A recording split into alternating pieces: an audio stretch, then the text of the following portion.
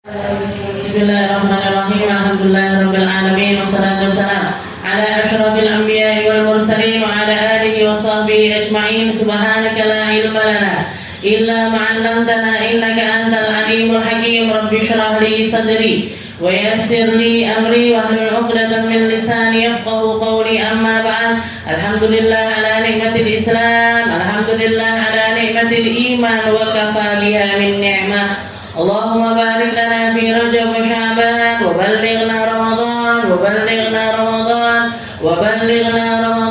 a'inna 'ala siyam wal qiyam wa qiraatil Qur'an wa qanni'na bil yasiri minal manam. Alhamdulillah, segala puji bagi Allah Subhanahu wa taala yang mengumpulkan kita, menghadirkan kita, memberi kita kesempatan untuk mencari surganya, mencari perkara-perkara yang akan membuat bahagia hidup dunia sampai akhirat kita, yang akan kita jadikan perkara-perkara yang tanpa penyesalan. Standar yang tidak akan mungkin kita sesali adalah ketika kita punya standar surga. Jadi istri punya taraf surga. Jadi anak yang punya tahapan untuk mencari surga. Di dalam bertetangga, di dalam berteman, di dalam berkumpul, di dalam melakukan apapun, semata-mata yang dicari adalah surga. Karena perkara ini adalah satu-satunya perkara yang kalau kita melakoninya sampai kapanpun tidak akan pernah ada penyesalannya.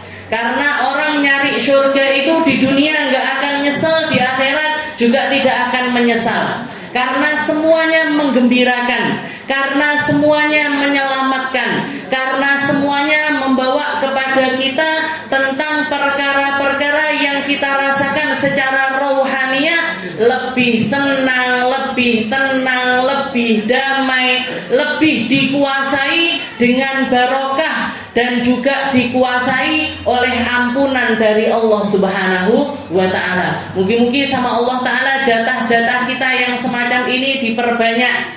Hidayah serta inayahnya Allah ta'ala senantiasa meliputi kita semuanya, sehingga semua perkara kita tanpa adanya penyesalan. Seperti yang dikatakan oleh Allah Subhanahu wa ta'ala di dalam Al-Qur'an, "Wa naza'na ma fi sudurihim min ghillin tajri min tahtihimul anhar." Orang kalau masuk surga, bahkan sebelum ketika orang mencicipi surga atau mencicipi nikmat permulaan dari surga, Allah ta'ala akan mencabut rasa ghil yang ada di dalam hatinya. Kesumpekan, kekhawatiran, kesedihan, ketidakmengertian akan apa yang terjadi di masa depan, semuanya dicabut sama Allah ta'ala dengan menggunakan kalimat yang paling kecil, yaitu ghil. Allah ta'ala mengatakan, "Wa naza'na ma fi sudurihim min ghil."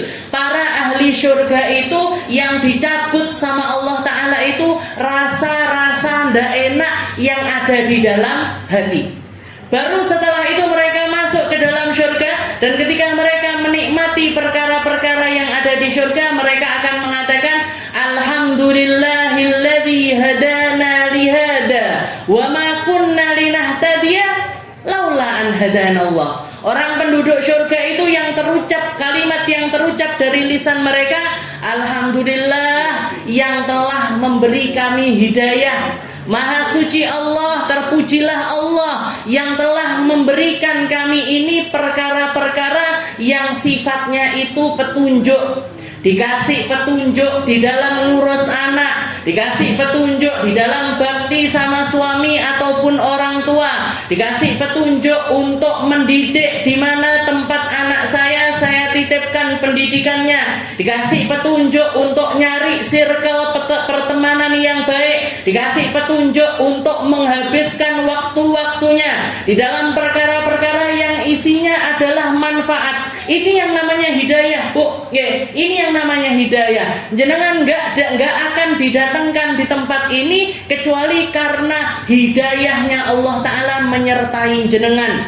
Karena petunjuknya Allah Ta'ala menyertai jenengan semuanya. Jenengan gak akan dipertemukan, gak akan dihadirkan, gak akan dikumpulkan sama tempat-tempat seperti ini kalau hidayahnya Allah Ta'ala nggak menyertai kita. Makanya para penduduk surga yang mereka syukuri, alhamdulillahilladzi hadana lihada. Ya Allah, karena hidayah yang saya dapatkan di dunia, saya berhak untuk mendapatkan surga ini. Wa ma kunna linahtadiya laula an hadanallah. Orang kalau nggak dikasih hidayah sama Allah Ta'ala, hidupnya ruwet, hidupnya sumpek, hidupnya tercekik. Di dunia sudah nggak enak, di akhirat lebih nggak enak lagi, Bu. Orang kalau dunianya sudah sumpek tentang perkara dunia, sedihnya melulu tentang perkara dunia, yang dipikirkan hanya apa yang dia makan atau apa yang dia pakai, serta jabatan mana, omongan orang bagaimana tentang saya dan lain sebagainya. Hidupnya sumpek, hidupnya tercekik. Itu pasti, itu pasti nggak enak.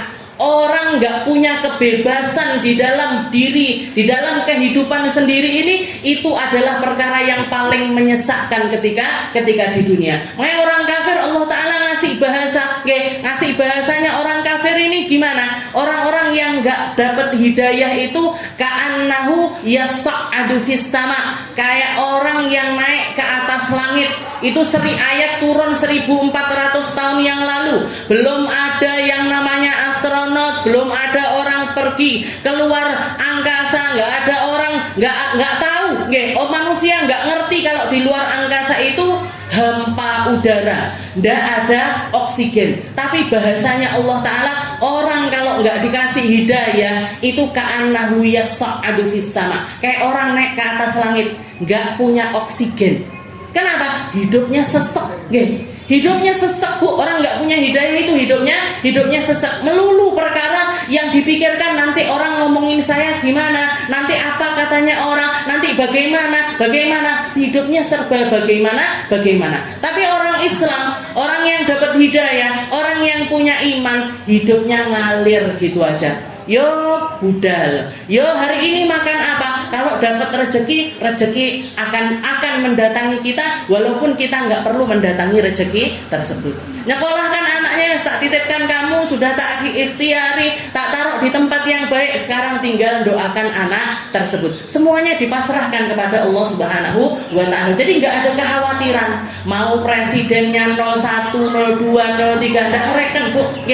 Orang iman, orang Islam sakarepe, mau yang jabat ini orang nomor 1, nomor 2, nomor 3, sakarepe. Yang penting saya hidup bersama dengan hidayah dari Allah Subhanahu wa Ta'ala. Selama kita jadi hamba Allah, selama kita jadi hamba yang patuh kepada Allah Ta'ala, yang lainnya no problem. Arepe beras mundak terus, susah, cabai naik terus, telur naik terus, bensin naik terus, sampai sekarang jenengan dikasih kuat beli napa mboten? Kuat, mau presidennya setiap minggu, setiap bulan naikkan harga minyak, harga bensin dan lain sebagainya. Ternyata Allah Ta'ala juga nambahi rezekinya untuk kita, dimampukan kita untuk beli. Buktinya nopo? Niku motor jejer kabeh, mobil jejer segini. Berarti nopo? Jenengan dikasih kuat tumbas. Ya Allah, kuat tumbas, kuat tuku. Kalau bahasanya atau doa yang diajarkan sama Abi Ihya, Allahumma ya Rabbana cukupono loberono, beras akeh, duit akeh, kanggo ngaji lunga haji. Kanggo ngaji lunga haji. Jadi punya uang, punya biaya, punya bekal, bukan untuk apa-apa, bukan untuk pamer ya Allah, bukan untuk keren-kerenan ya Allah, bukan untuk hal-hal yang semacam itu, tapi dingge ngaji karo lunga kaji. Lek ndak kaji ya umroh lah paling enggak. Jadi dikasih kuat kita sama Allah Ta'ala. Makanya enggak penting, enggak penting, saya bilang enggak penting mau yang jadi presiden nomor 1, nomor 2, nomor 3, nomor 4, nomor 10, enggak penting. Selama kita jadi hambanya Allah, semua hal-hal lain itu adalah sesuatu yang tidak penting. Bahkan manusia yang hidup di tengah-tengah istananya Fir'aun sekalipun bisa jadi kekasihnya Allah.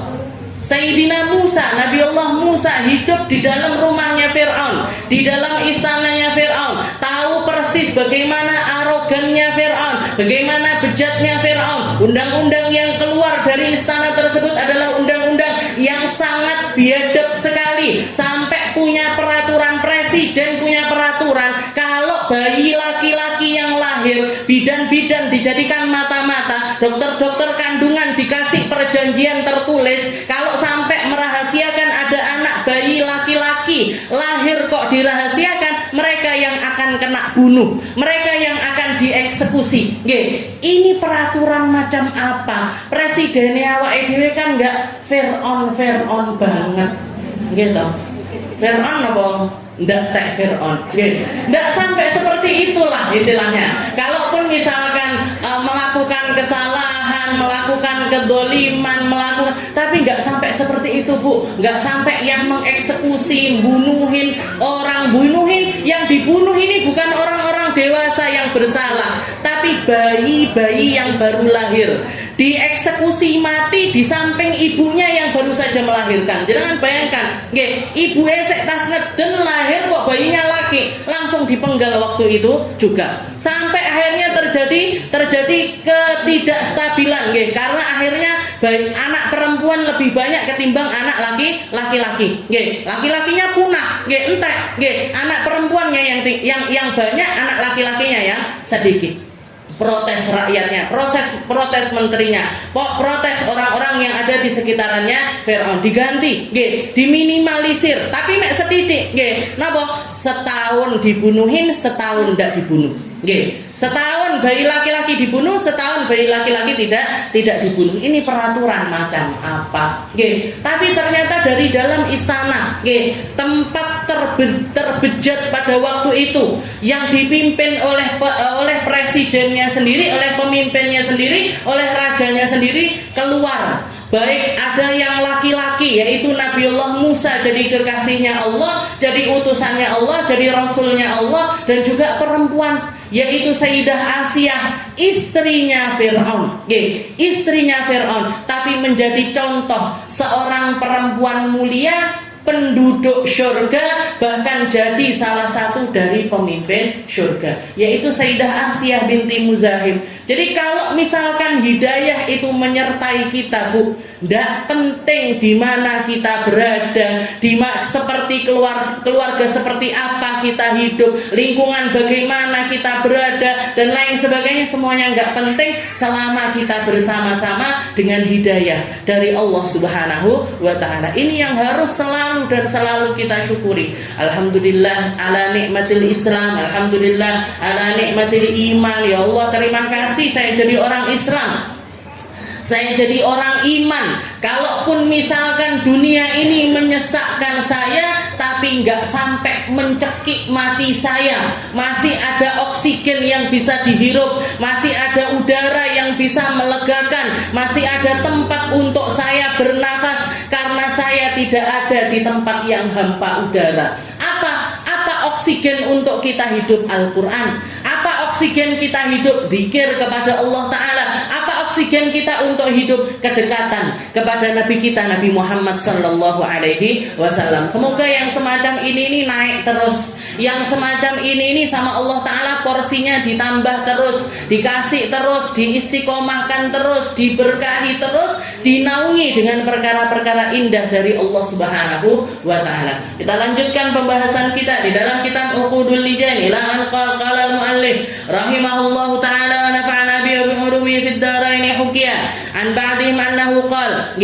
Ini tinggal 2 kisah saja, kemungkinan minggu depan, kalau bisa hari ini saya hatamkan, hari ini saya hatamkan. Kalau nggak bisa hari ini, insya Allah minggu depan kita akan buat hataman Uqudul Lijan atau kitab keluarga sakinah. Mugi-mugi keluarga kita benar-benar sakinah, mugi-mugi keluarga kita benar-benar harmonis, mugi-mugi keluarga kita benar-benar keluarga yang mencontoh dari apa yang disyariatkan oleh Allah Subhanahu wa taala. Jadi tinggal 2 kisah saja, kisah yang perlu kita renungkan, kisah yang perlu untuk kita tadabburi, karena inti dari pengamalan suatu ilmu itu perenungan. Setelah direnungkan, kita pikirkan dengan akal sehat kita, setelah itu kita cerna dan kita lakukan sesuai dengan apa yang diaturkan. Setelah kemarin kita menceritakan tentang Sayyidah Rabi'atul Adawiyah, setelah itu juga Rabi'ah bintu Ismail dengan ketaatan mereka kepada suami-suaminya, dan ikatannya dengan Allah Ta'ala yang luar biasa kuat, sehingga mereka menjadikan para suami ini adalah jalan tercepat menuju Allah. Jadi suami itu bukan tujuan hidup, suami itu bukan sandaran hidup, bukan tujuan hidup, ataupun jadi imam kehidupan kita, enggak harus. Kalau imam sholat ya wajib, Bu. Jangan sholat sama suaminya terus ngomong, ya gantian dong, masa jenengan terus sing dadi imam, sekali-kali saya dong. Nah ini salah nih. Kalau jadi imam sholat itu tetap suaminya yang harus jadi imam sholat, harus laki-laki yang jadi imam sholat. Tapi imam kehidupan tidak harus, Bu. Jadi imam kehidupan tidak harus. Jadi orang-orang yang mengatakan saya nggak solihah kan memang karena suami saya nggak soleh. Jadi menggandengkan kebaikan diri dengan kebaikannya suami, bales-balesan. Lek samen apik aku yo apik, samen kasar aku yo iso kasar, samen selingkuh aku yo iso selingkuh. Naudzubillah. Ini mindsetnya akhirnya salah. Kenapa? Karena suaminya dijadikan patokan kehidupannya dia, dijadikan sandaran amaliyahnya dia, dijadikan sandaran keadaan hidupnya orang perempuan tersebut. Enggak, Bu. Jadi suami itu apa sih fungsinya di dalam kehidupan? Dia imam kita di dalam ibadah. Benar, jadi imam kita di dalam ibadah, tapi bukan imam kita di dalam kehidupan. Mandangnya paling gampang dijadikan apa suami ini? Jalan tol menuju surga, jalan tercepat untuk nyampe kepada Allah, jalan paling gampang untuk dapat pahala lewat bakti sama suami, lewat berbakti kepada suami. Kalau jenengan ngudek kopi untuk diri sendiri, nilai pahalanya itu kecil, nilai pahalanya itu kecil. Tapi ketika jenengan ngudek kopi untuk suami, ini pahalanya luar biasa besar, pahalanya sangat besar sekali. Jadi suami itu fungsinya adalah menjadi wasilahnya kita untuk nyampe kepada Allah Subhanahu wa taala. Contoh-contoh kemarin Sayyidah Rabi'atul Adawiyah ataupun Rabi'ah bintu Ismail, ini orang-orang yang pandangannya di dalam perkara tersebut luar biasa kuat. Sampai kalau ngeladeni bojone maem, dimasakkan makanan yang enak, setelah selesai ditunggoni makan, begitu selesai makan suaminya dikatakan, silahkan kamu sudah kuat dengan makanan yang aku hidangkan, silahkan pakai untuk bersenang-senang dengan istrimu yang lainnya.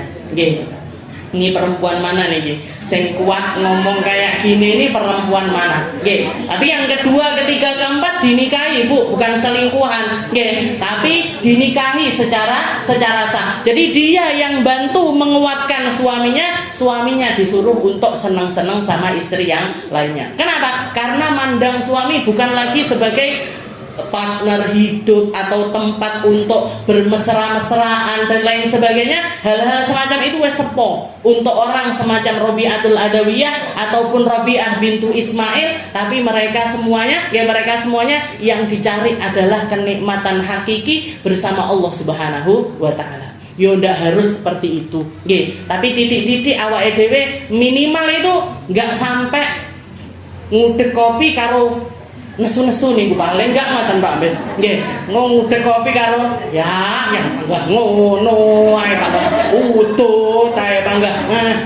Ndak keluar kata-kata yang semacam itu. Mau keluar kata-kata jelek ditahan. Nggih, surgaku, surgaku, surgaku, surgaku. Ngoten nggih. Jadi pandang suami ini sebagai tempat kita untuk nyari surga. Jadi nggak harus, istilahnya bahkan bisa dikatakan nggak ada urusannya, nggak ada kaitannya tentang kebaikan kita. Jadi istilahnya kebaikannya istri karena kebaikannya suami itu belum tentu, belum tentu. Walaupun sering-sering orang kalau hidup bareng selama lebih dari 40 hari aja, katanya para ulama, orang kalau duduk ngobrol dekat, ikhtilat, istilahnya nyampur berbaur bersama-sama lebih dari 40 hari itu mesti nular. Pasti biasanya kebanyakan itu nular. Makanya kalau suami baik, insya Allah istrinya juga jadi istri yang baik. Suaminya nggak baik, istrinya juga kebanyakan ikut jadi nggak baik. Tapi begitu juga kadang-kadang sebaliknya, karena istrinya baik, suaminya jadi ikut baik. Dan kayaknya yang seperti itu lebih banyak. Sing nyetir malah sing wedok.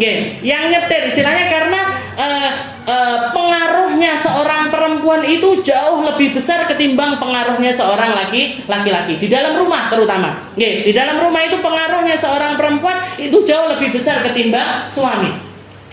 Jenengan atine pas enak, moodnya lagi enak, lagi senang, lagi gembira, jenengan lihat seisi rumah akan terisi dengan kegembiraan. Mau itu di ruang tamu, mau itu di ruang tengah, mau itu di dapur, mau itu di ruang manapun akan ikut terpancar kegembiraannya. Tapi kalau istrinya sudah sakit, istrinya sakit demam aja, ndak usah suwi-suwi, sehari 2 hari, terasan ngarep jembrung, pemeane ndak diangkat-angkat, cucian piring numpuk sampai sak gunung, semuanya jadi nggak enak, semuanya jadi nggak enak. Ini efeknya seorang perempuan. Makanya Allah Taala sampai mengatakan inna kaidakunna azim.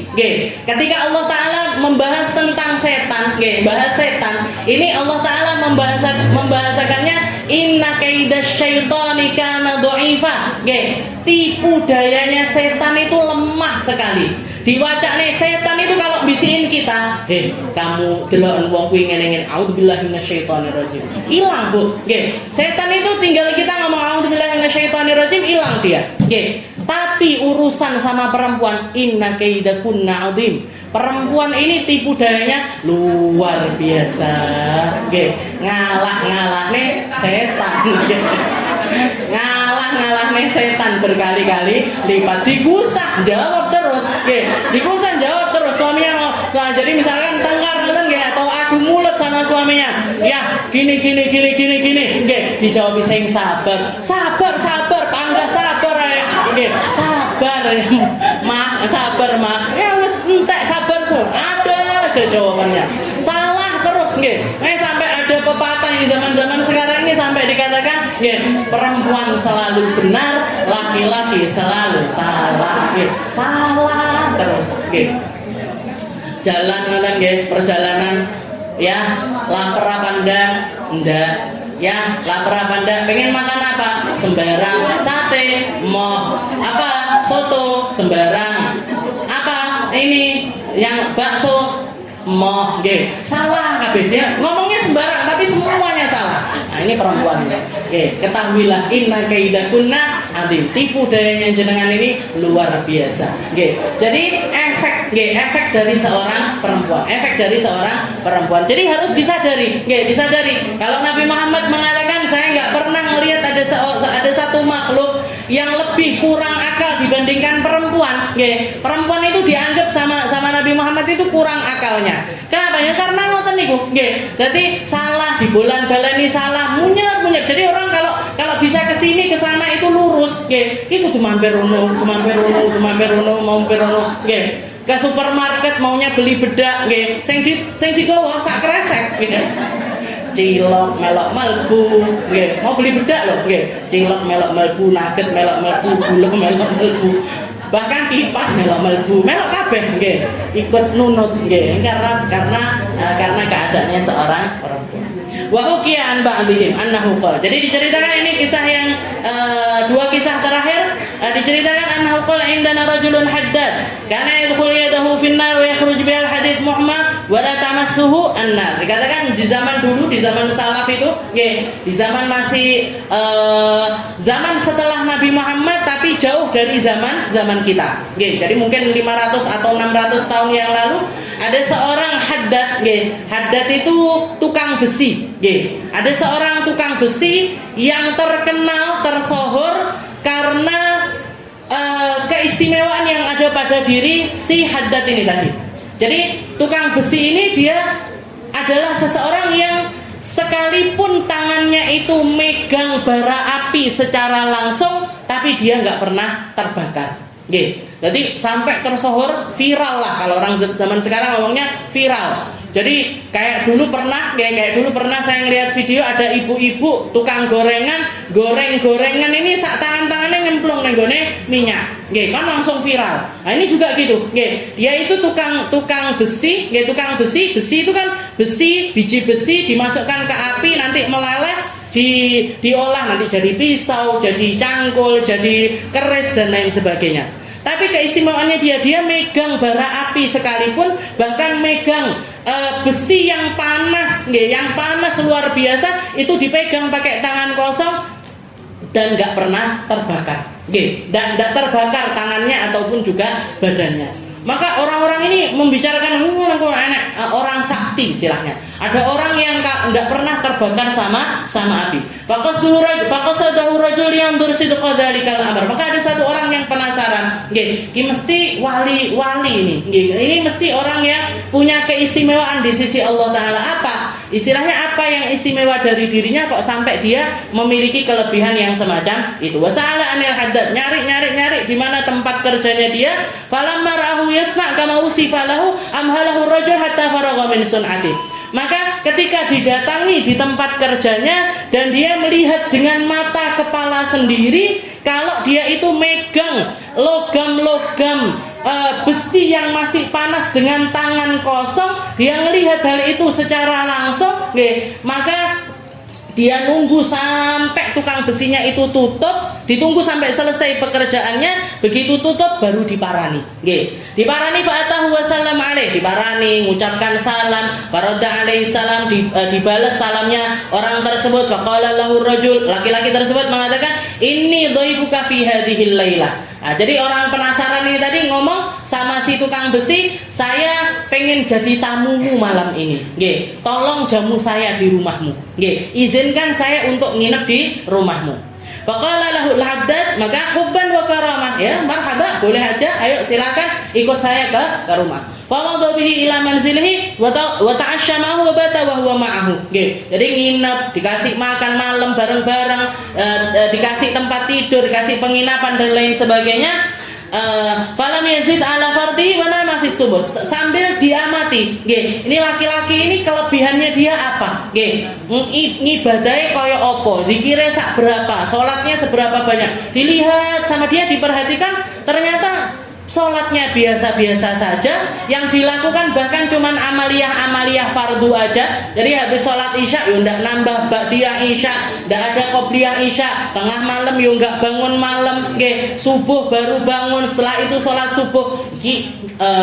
Istilahnya nggak koyok amaliyahnya wali-wali pada umumnya. Istilahnya orang-orang yang dekat sama Allah Ta'ala biasanya itu malam itu penuh dipakai dengan ibadah. Tapi kok dia cuman melakukan yang fardu-fardu saja, mek wajib-wajib petok yang dilakoni. Wa qala lahu rajul fi nafsi, maka dia batin di dalam hati, la'allahu istatara minni fi hadhil lailah. Oh, kayaknya karena ada saya di rumah, kayaknya dia nutupi amaliyahnya malam dia. Istilahnya ibadah malamnya ditutupi karena ada saya. Fabata indahu tsani lailah, maka dia minta izin untuk nginep lagi malam kedua. Malam kedua minta untuk nginep lagi, wa huwa ala halihi la yazidu ala al-farad. Tapi ternyata malam kedua pun tetap sama dengan malam pertama. Ndak bangun malam, yo ndak tahajudan, yo ndak sholat sunnah apa-apa, cuman sholat isya, habis itu sholat subuh. Dilihat seharian pun juga cuman seperti itu aja. So, istilahnya amaliyahnya atau ibadahnya orang awam sekali. Ibadahnya orang awam sekali, ndak nambah sunnah apa-apa. Faqala lahu rajul, maka setelah malam kedua ini baru dia langsung ngomong sama si tukang besi tersebut. Ya akhi, inni sami'tu ma akramallahu lak. Saya dengar tentang apa yang Allah Ta'ala karuniakan kepadamu, karomah istilahnya. Yang kamu lakukan ini sesuatu yang di luar akal, di luar nalar. Kamu dapat ini mesti ada sesuatu yang istimewa pada dirimu. Bagaimana cara kamu mendapatkan hal yang semacam ini? Wa ra'aitu dhahiran 'alaik thumma nadartu bima ra'aitu minka kathrata 'amal wa lam tazid 'ala fardik. Saya melihat kamu ibadahnya dikit, zikirnya dikit, enggak ada yang istimewa dari ibadahmu kepada Allah Ta'ala. Fa min aina hadhil martabah? Dapat dari mana kamu perkara yang semacam ini? Faqala lahul haddad, maka si tukang besi ini cerita. Ya akhi, innahu kana li hadithun ajib wa amrun gharib. Wahai engkau, sesungguhnya saya ini pernah kejadian atau pernah terjadi di dalam hidupku ini sesuatu yang aneh, sesuatu yang luar biasa. Wa dzalika annahu kana li jarah jamilah. Dulu saya punya tetangga cantik luar biasa. Nggih. Jadi saya tetangga rumah saya, tapi rumah zaman dulu niku kan seantara satu rumah dengan rumah yang lain itu jaraknya jauh-jauh kayak orang di desa-desa ngoten. Nggih, halamannya besar, tempatnya besar, dari tetangga satu ke tetangga yang lain itu lumayan jauh. Nah, ini tetangga yang paling dekat sama rumah saya ini, saya punya tetangga seorang perempuan gadis, gadis muda cantik luar biasa. Nggak punya bapak, nggak punya ibu, tinggal sendirian. Tinggal sendirian di rumah tersebut. Saya juga seorang laki-laki perjaka, lajang, nggak punya pasangan. Jadi istilahnya saya lama sekali jatuh cinta sama si perempuan ini. Saya senang sekali sama perempuan ini. Tapi saya bukan orang baik. Saya bukan orang baik. Saya pengen mendapatkan si perempuan ini, tapi bukan lewat jalan yang benar. Istilahnya bukan niatan untuk dinikahi, enggak. Pengennya bersenang-senang aja sama si perempuan tersebut, tapi ditolak terus. Si gadis ini perempuan baik-baik, dia nolak terus. Saya rayu, saya goda, saya sweet dan lain sebagainya, dia nggak terpengaruh sama sekali. Wa kuntu laha mulian farawatuha an nafsiha miraran adidatan falam aqdir 'alaiha li'tisamiha bil warq. Jadi saya rayu dia dengan apapun, tak kasih hadiah, tak kirimi ini, tak kirimi ini, apapun nggak ngaruh. Nggak pernah berpaling karena dia adalah seorang perempuan yang punya rasa waraq, punya rasa takut kepada Allah Ta'ala. Sedangkan saya ini laki-laki yang murabbal istilahnya, rodok nakal lah istilahnya. Ya nakal kalau dilihat ceritanya. Faja'at sanah qahat wa adamut ta'am wa ammal ju'al anam. Dikatakan sampai akhirnya datang satu musim di mana seluruh desa ini ngalami paceklik. Jadi kemarau panjang, akhirnya banyak orang nggak punya makanan, nggak punya sesuatu yang bisa dikonsumsi. Sedangkan saya laki-laki, orang laki itu kan keluar nyari sambi ini nyari pekerjaan lain masih bisa. Jadi dia masih ada yang dimasak, yang dimakan masih ada. Sedangkan perempuan ini hidup sendirian. Di banyak orang kelaparan. Fa bainama ana yawman minal ayyam jalis bi baiti idza biqari'in yaqra'ul bab. Sampai suatu hari di musim kemarau tersebut, di musim paceklik tersebut, tahu-tahu ketika saya duduk-duduk di rumah ada orang ngetok pintu. Ada orang ngetok pintu, fa kharajtu li andur ilai fa idza biha waqifah bil bab. Saya bukakan, ternyata si perempuan gadis ini tadi, si perempuan cantik ini tadi ada di depan rumah saya. Faqalat, dia mengatakan, ya akhi, asabani ju, wahai saudaraku, saya ini lapar banget. Saya ini lagi kelaparan sekali. Fahallaka antut'imuni lillah. Apa kamu mau ngasih makan saya karena Allah? Maksudnya apa? Saya mau bayar nggak kuat, saya nggak punya uang, tapi saya lapar sekali. Mau nggak kamu sedekah makan untuk saya karena Allah Ta'ala? Maksudnya jangan ngarep apa-apa dari saya. Antut imuni billah. Fakultu lahu, maka laki-laki ini tadi, karena dia laki-laki yang nggak baik, dia jawabi dengan kalimat ama ta'lamina ma ana fiki min hubbik. Apa kamu nggak tahu kalau saya ini cinta mati sama kamu? Apa kamu nggak tahu kalau saya ini senang sekali kepada dirimu? Fama ta'amaka illa in makkantani min nafsi. Saya enggak akan ngasih kamu makan kecuali kamu mengizinkan saya untuk berzina denganmu, istilahnya. Saya izinkan saya untuk berhubungan denganmu, maka kamu nanti tak opali makan, istilahnya seperti itu. Nggih. Illa in makantani min nasib. Faqalat al-maut wala maksiat min Allah. Katanya si perempuan ini jawab dengan kalimat demi Allah, nggih. Istilahnya mendingan saya mati daripada saya harus bermaksiat kepada Allah Ta'ala. Ya, mendingan saya mati daripada saya harus melakukan sebuah perzinahan. Pulang akhirnya. Wa madat ila manziliha, pulang ke rumah. Nggih. Pulang ke rumah, falamma kana ba'da yaumin, 2 hari kemudian, Bu, bayangkan 2 hari kemudian. Nggih. 2 hari kemudian adat ilayya wa qalat. Nggih. Dia balik lagi ke rumah si laki-laki ini dan melakukan hal yang sama. Ngetuk pintu, minta untuk dikasih makan karena Allah. Nggih, minta dikasih makan karena Allah. Dijawab fa'ajabtuha mithla jawabil awal. Katanya si laki-laki, saya jawabi dia masih dengan kalimat yang sama. Nggih, kalau kamu mau tak kasih makan, izinkan saya untuk berzina dengan dirimu. Akhirnya karena si perempuan ini 2 hari tanpa makanan, nggih, badannya sudah lemes, enggak karu-karuan, dia masuk ke rumahnya si laki-laki tersebut. Duduk di rumah laki-laki tersebut, waqad asyrafat alal halak. Jadi katanya si laki-laki ini, perempuan sudah kayak mau limbung, kayak mau pingsan, karena saking lemesnya dia. Falamma ju'ilat ta'am baina yadayha, sampai ketika si laki-laki ini naruh makanan di depan si perempuan tersebut, makanannya sudah ada di depan matanya, zarafat ainaha bidumu, air matanya ngalir deres enggak berhenti. Nangis kejer si perempuan ini tadi. Tsumma qalat, setelah itu si perempuan ini nanya, hadza lillah, apakah makanan ini kamu kasihkan kepadaku? Istilahnya masih ditakkit lagi. Apakah makanan ini mau kamu berikan kepadaku karena Allah? Karena Allah. Faqultu la antum kinuni min nafsik. Enggak. Ini kalau kamu makan saya akan menzinai dirimu. Kalau kamu makan makanan ini saya akan berzina dengan dirimu. Faqamat wa lam ta'kul minhu syai'. Maka dia langsung berdiri pulang ke rumah. Makanan sudah di depan tidak dimakan, Bu. Pulang ke rumah lagi. Wa lam ta'kul minhu syai'. Wa kharajat min 'indi ila manziliha falamma kana ba'da yaumin. 2 hari ini Bu sampuran, 2 hari lagi. 2 hari kemudian si perempuan ini balik lagi.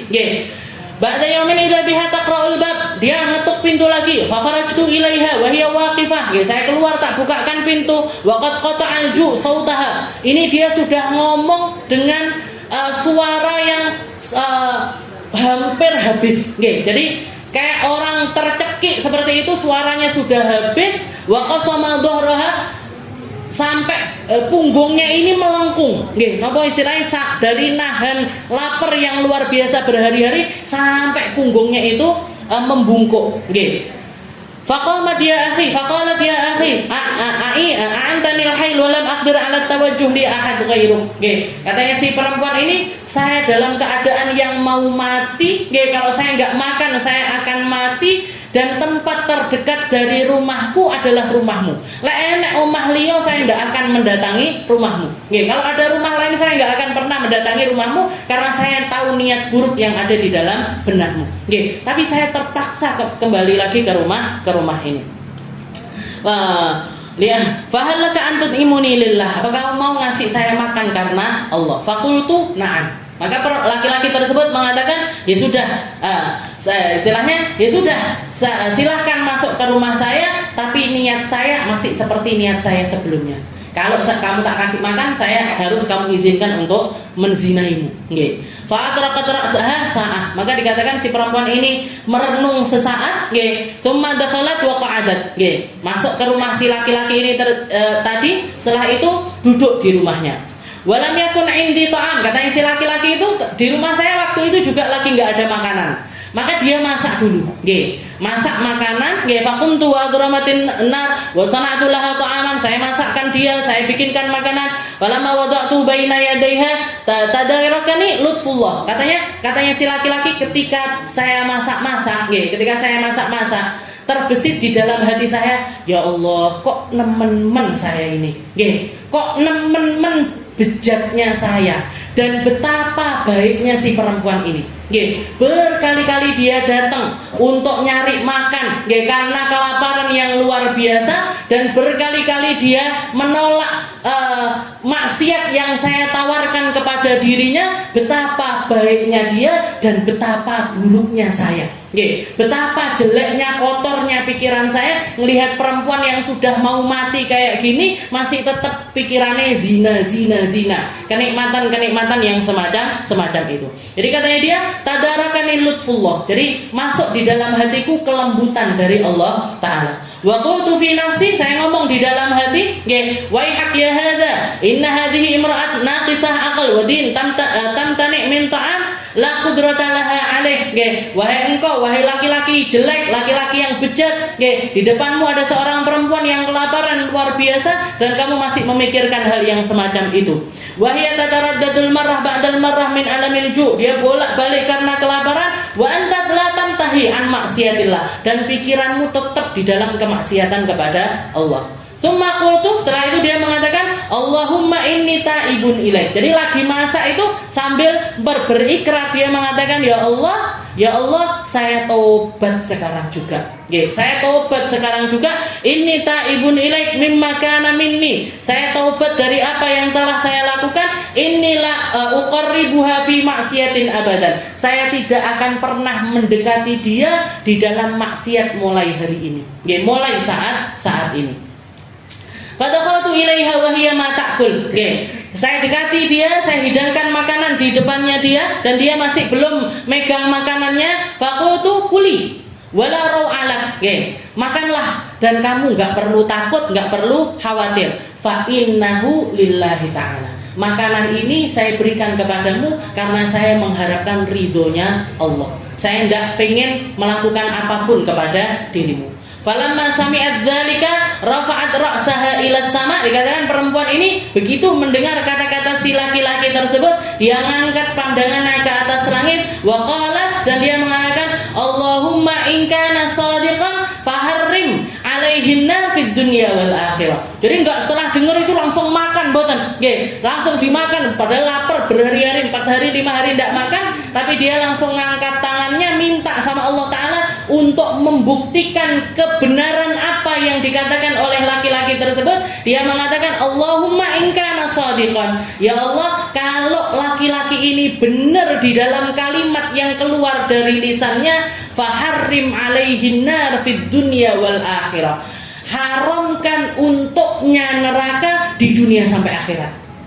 Haramkan untuk laki-laki ini neraka, panasnya api di dunia sampai di akhirat nanti.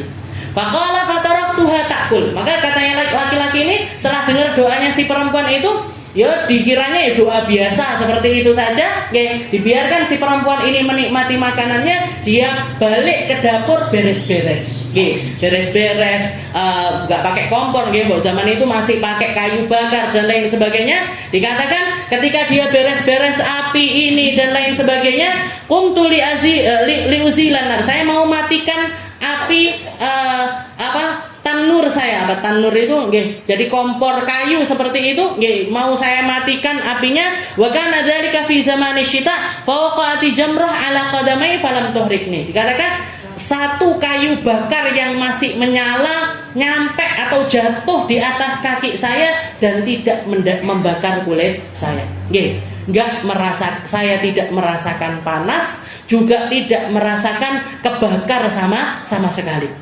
Jadi jatuh jamrohnya, jatuh bara apinya di atas kakinya dan tidak membakar laki-laki tersebut. Padahal ilaiha, maka laki-laki ini langsung balik ke dalam rumah, ngomong sama perempuan tersebut, wa ana farhun masrur, dalam keadaan gembira luar biasa. Wa qultu abshiri, wahai perempuan, bushralak, kabar gembira untuk dirimu. Fa innallaha ta'ala ajaba du'aan, karena Allah Ta'ala telah mengijabahi doamu. Allah Ta'ala mengijabahi doamu. Saya kena api panas luar biasa. Biasanya orang kena api langsung melepuh, ini enggak ngefek di dalam diri saya. faramatil luqmah min yadiha, dikatakan si perempuan ini lagi makan, lagi makan, dia langsung diletakkan kembali makanannya, wasajadat syukran lillahi ta'ala, dan dia langsung sujud syukur kepada Allah ta'ala. Wa qalat, setelah itu dia mengatakan, Allahumma araitani muradi fi hadal rajul, ya Allah, engkau telah memperlihatkan kepadaku apa yang aku inginkan pada laki-laki ini. Istilahnya yang ada di dalam pikirannya perempuan ini setelah dulunya sering digodain, dulunya sering dirayu-rayu ini itu dan lain sebagainya, yang ada di pikirannya cuma satu. Ya Allah, mau dikasih taubat. Ya Allah, mau dikasih taubat. Ya Allah, mau dikasih taubat. Dan engkau memberikan hasil itu, engkau mengijabahi maksud saya pada diri laki-laki ini dengan cara yang semacam ini. Ya Allah, keinginan saya di dunia ini sudah selesai. Faqbid ruhi, ambil ruh saya sekarang juga. Faqubidu wa hiya sajidah. Faqbad ruhi hadhihi sa'ah faqabadallahu ruhaha wa hiya sajidah. Maka dikatakan perempuan ini dicabut ruhnya dan dia dalam keadaan sujud syukur. Dalam keadaan sujud syukur. Wa hadha hadithi ya akhi wallahu a'lam. Ini ceritanya si laki-laki tukang besi tersebut yang menceritakan kepada si laki-laki yang penasaran ini tadi.